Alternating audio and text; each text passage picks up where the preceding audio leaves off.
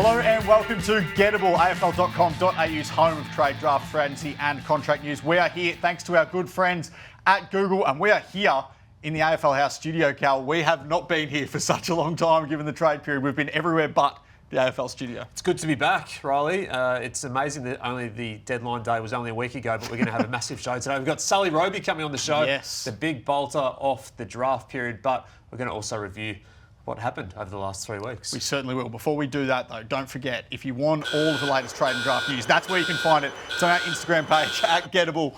There we go, 2 T's, at Gettable. Join us on our Instagram page. The community there is absolutely thriving. We're all doing it great stuff. But Cal, let's get to our cover story this week, and it is a remembrance of the trade period that was. Remembering the 2025 trade period. It says it all. From 6th of October to the 15th. We're going to get stuck into it. It did feel longer, but it's a little moment to think about the trades that have gone before us. Yes. So in doing that, we're going to get to one of our favourite segments. It's brand new. Oh. It's called Trade Period Takeaways. So we've got these in the pizza box. I think in the tasty draft coverage, something happens on the side here. Yeah, get it. Anyway, we've got some stuff in there that we're going to take out. And first one I'm going to take out my beanie.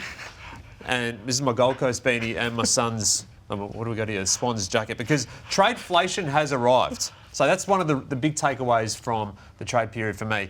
The addition of being able to trade 2 years in advance means the best players are going to cost more now. Yep. Forever, I think. So we saw that in the massive deals that Sydney made for Charlie Curnow and what Christian Petrarca cost the Gold Coast as well. A little bit different from the Suns' perspective because those picks didn't really mean too much for them apart from points. But what it meant from the Swans is that they had that extra bevy of selections to use 2 years in advance, and the Blues knew it. So while they had that available, that was always a potential addition to the trade right up until 7/27 when that deal was done. It also meant that Essendon could ask for more and more with Zach Merritt. So while Hawthorn had the best deal ever for a 30-year-old, Gold Coast's offer for a soon-to-be 30-year-old Christian Petrarca wiped it, and was more significant. So the market has inflated, probably forevermore, and that was my first trade takeaway out of the pizza box. I just can't believe that if Essendon's asking for 4 first-round picks for a 30-year-old in Zach Merritt, what's Zach Butters going to be worth in 12 months' time when Port Adelaide inevitably, if he does leave, match a free agency bid for him? All right, Cal, I'm calling for a change in trade terminology.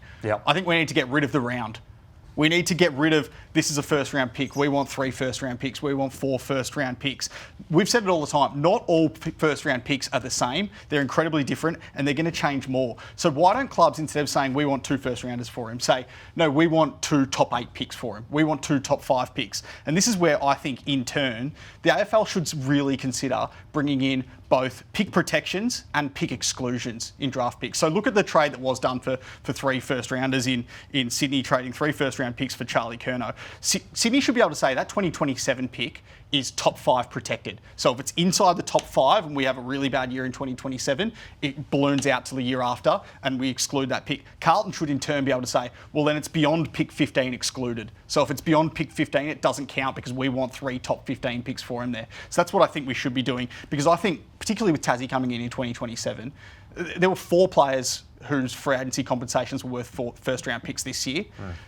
You're going to add another 7 picks inside the first round for Tassie. That's 11 picks already going inside that first round. At a minimum, under that circumstance, that's pick 29 that the Premier's going to have as their first-round pick in 2027. We need to rid the round, change the terminology. Rid the round. All right. The next takeaway for me is that clubs can also be winners out of long-term contracts. So we know that the discussion around how this is an issue for clubs to sign these guys up for long-term deals, but Rowan Marshall, Zach Merritt, Jai Simpkin, they all wanted to leave their clubs, but their clubs wouldn't let them go unless their price was matched. The power shifted more back to the clubs in this trade period, and Gold Coast didn't even listen to offers for Bailey Humphrey. He's contracted, he wanted to get back to Melbourne, Victoria. They didn't even listen to those because he was contracted. Now, the offers will come again for him next year. They'll be even more significant, even more lucrative, even longer. But the Suns will still have the same decision to make, and they'll still have the same ability to say, no, that's cool. We're okay with that, but you're not going anywhere. So the power shifted back, and clubs with long-term contracts can also benefit from them. A lot of deals not done, particularly on that deadline day. All right, clubs are going 2026 dreaming, Cal, midway through this trade period. So I think clubs are now making specific plays in current trade periods for future trade periods. This is Western Bulldogs list boss Mick Regan speaking to us on Deadline Day review show. there's a lot going on behind the scenes, and we did have a look at a few others and did get into some pretty meaningful conversations with a few others. And yeah, there's a much longer term strategy at play, and we may not see the fruits of that labour until next trade period or even the trade period after. But we want to make sure that we're aggressive in looking at top end talent. So as we revealed on that show, the Western Bulldogs made a play for Mark Keane during the trade period. It was knocked back. He's contracted till 2028. Going to be a lot easier to get him out of Adelaide potentially when he's got 2 years remaining on his contract as opposed to 3. I wouldn't be surprised if that's exactly what they did in that play for Mark Keane. Similar to Adelaide in terms of their move for Riley Sanders. Contracted for another year.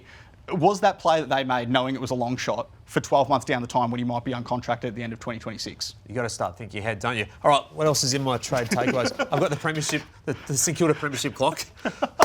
So another takeaway is that when you pull a lever, a trapdoor opens somewhere. So Sydney pulled the Curnow lever, the trapdoor opened on Will Hayward, and Ollie Florence like, see you later, boys.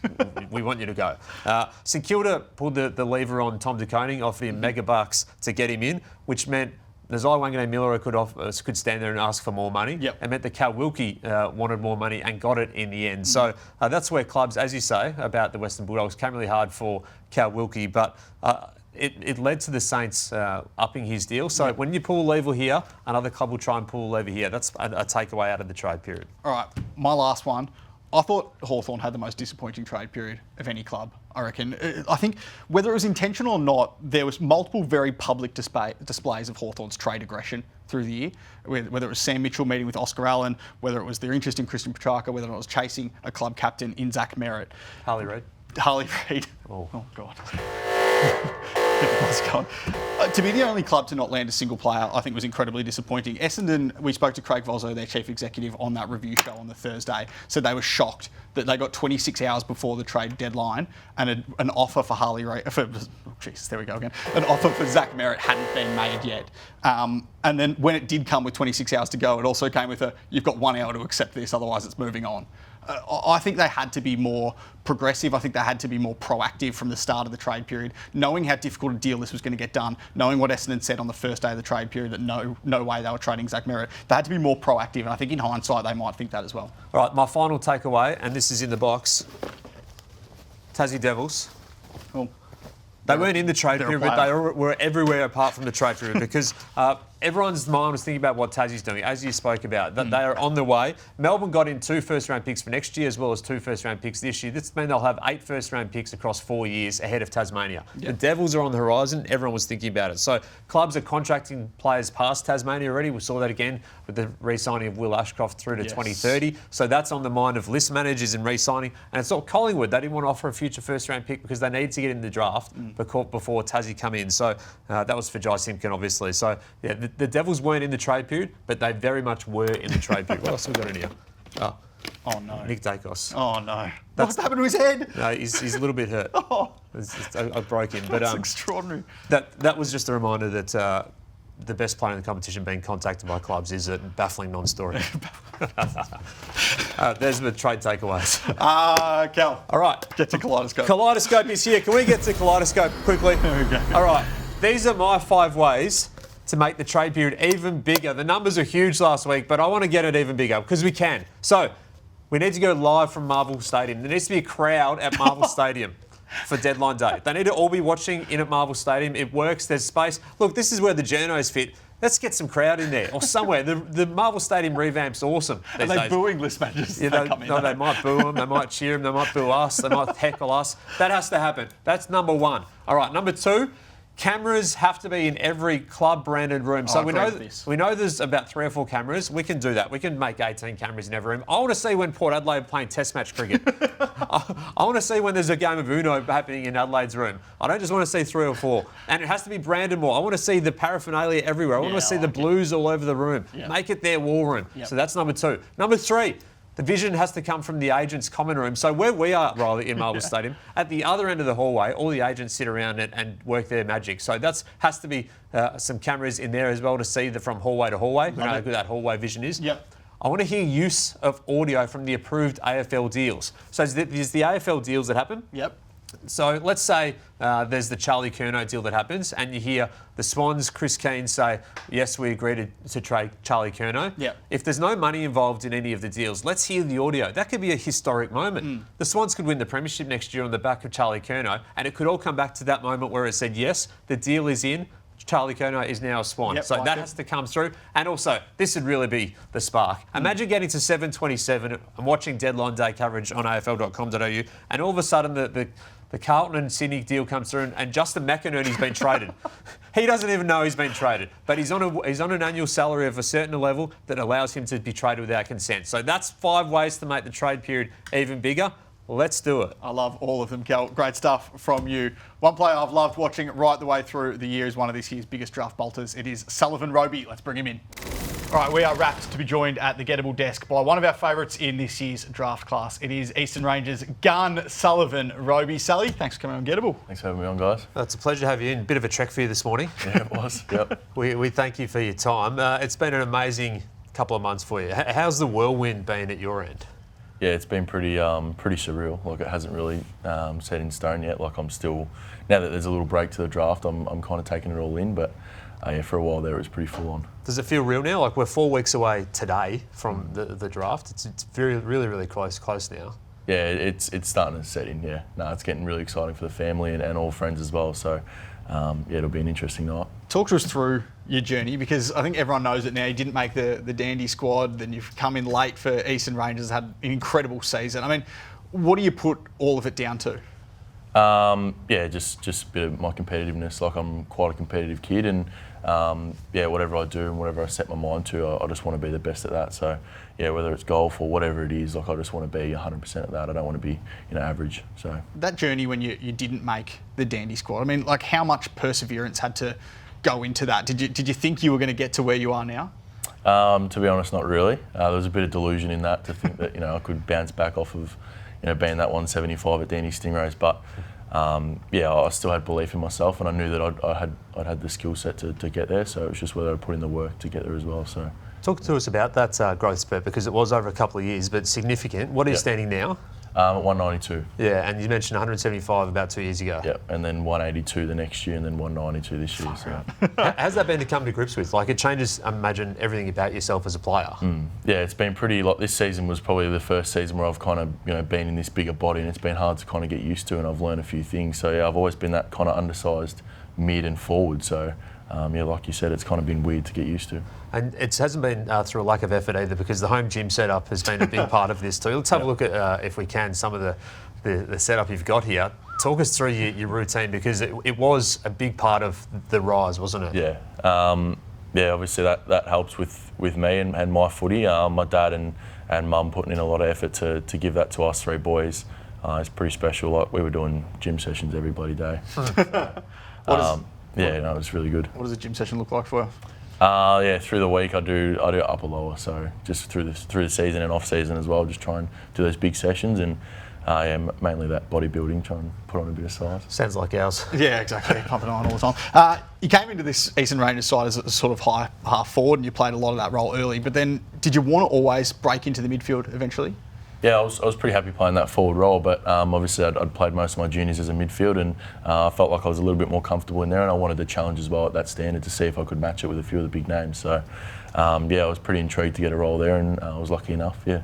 And then you had that massive 40-3 game against the Western Jets. I think that was the first time you sort of came into calculations as one of the big bolters of this year's draft class. How's that sort of tag sat with you right the way through as well? Yeah, no, it was obviously a very special game. It gave me a big kickstart. I remember Tommy, after the game, he said that it'll do wonders for you. So, no, it was obviously a really important game, but it was important as well to know that there were a lot of areas of my game that I can improve on. Obviously, that's my first game as a midfielder at that standard. So it was a big eye-opener to see what I could improve on as a player as well. I reckon your next game was better against the Quarter Cannons. Maybe not on the stat sheet, but did you feel that as well? Yeah, for sure. Everyone that I kind of speak to, I say that the Western game was good and impressive, obviously, but I think the Quarter game was obviously a bit more better.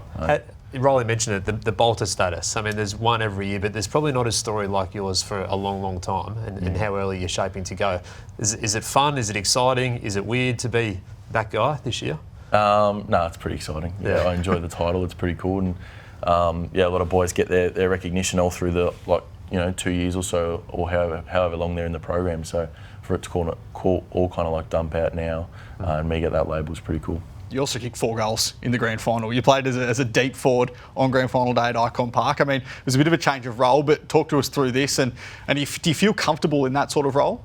Yeah, for sure. Yeah, I've learned a lot over these past couple of months playing that forward role, and it's something that I've begun to feel really comfortable in. So, obviously there's still more areas of improvement, and that's what's exciting about the next couple of months. And you played that final series with a crack in your collarbone. Talk to us about how you did that and then how you managed it through the final series. It was actually that first quarter against Calder. CDT just bumped me weird. Like, you wouldn't even be able to look back at it and see like the big hit. It was just a weird knock. But yeah, that was pretty daunting. It was pretty hard to weigh up, the decision whether I wanted to push through or whether I'd done enough, obviously coming in mid-season. So yeah, I had a lot of talks with my manager and my parents as well about what I wanted to do moving forward, and yeah, it just came down to the decision that, I just had to bite down on the mouth, go through the game and push through. So how many clubs have you spoken to now? Is it all up 18? Yeah, all 18. Yeah, and then you finished off a couple of those at the Combine too. Yeah. How was that experience there? Because they've all gotten to know you in bits and pieces. Then you get the club chats. Here's a couple of shots of you running the 2 kilometre time trial as well. But how's the Combine for you? Yeah, no, the Combine was really exciting. Like, I enjoyed it. Obviously a very new experience for a lot of players there, and yeah, to have that exposure to clubs, obviously to get elevated to the national was pretty exciting. And yeah, like I said, that exposure to clubs and being able to have that 15-minute interview with coaches or whatever it is pretty exciting, so I enjoyed it. You said Dustin Martin's your favourite player there on the board. Which other players do you like to watch in AFL circles? Dusty, yeah, it was obviously my favourite, but just the De Goeys. He's obviously an exciting player, and his midfield and forward craft is exciting, but if you're talking a player that I kind of model my game on is Hugh McCluggage. Yeah, I just like how he plays through the midfield, especially in the final series. Is he one that you have sort of studied a little bit more? Yeah, for sure. Yeah, and I obviously enjoy watching Brisbane, even though I'm an Essendon fan. But he's quite an impressive player. Well, he was very nearly an Essendon player. Very nearly was. Yeah. On pick 3 in that draft. Can I ask, the trade period's just been and gone.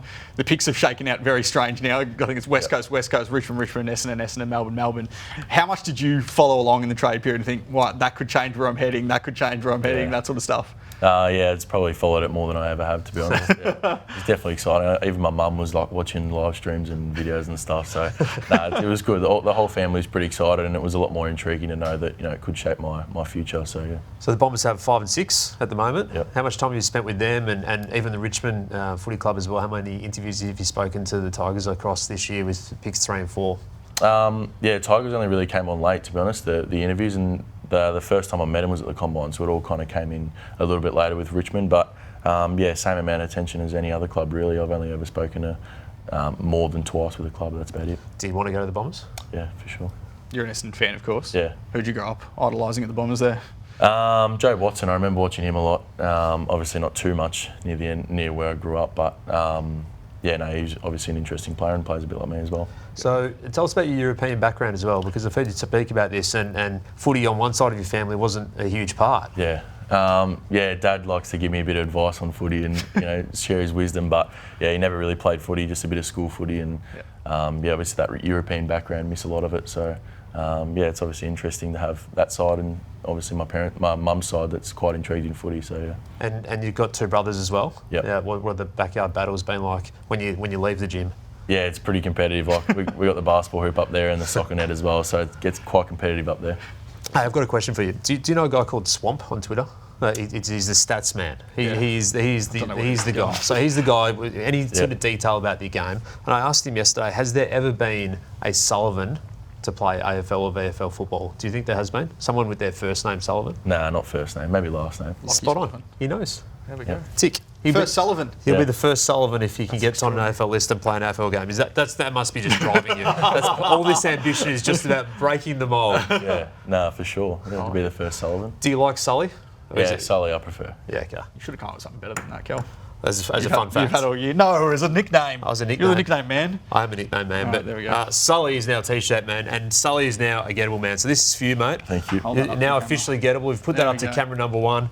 Well done on your year. Congratulations. It's been great to watch, and we can't wait to see where it takes you in a couple of weeks. Appreciate it, guys. Thank you. Thank you. You're watching Gettable with Cal Twomey and Rolly Beveridge. Now it's time for Searchable. Massive thanks to Sullivan Roby, what a star he is. All right, to start, we are going to get to Searchable now. And to start Searchable, we'll be using Google's trending search data to throw a question at Cal. Cal, your Phantom Form Guide for October is dropping later this week, and that always creates a lot of interest. So I want to know, which of the top draft prospects this year do you think have been the most searched for in 2025? Ooh. I mean, Willem Dersma, we saw there would be a chance. He's got the family link. He'd be nearly my favourite. I'm going to go with Mitch Marsh, though, because I think there might be some cross search purposes. What do we got?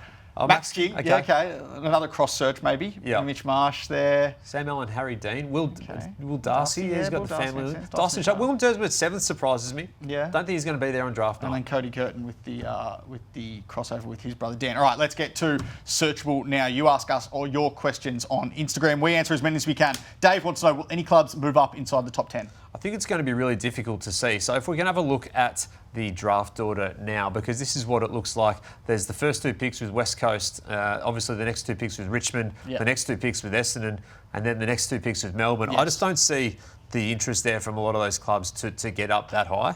I don't see Richmond budging either, and I think West Coast is pretty settled. So Essendon, I think, will have a little crack at seeing if they can get up the board. But that's probably the way it sits now. My expectation is it looks pretty settled. It's just about where the bids come in for those players. Yes, we'll get jumbled up on draft night. Angus wants to know, will the Saints choose Kai Fincher, a member of their Next Generation Academy?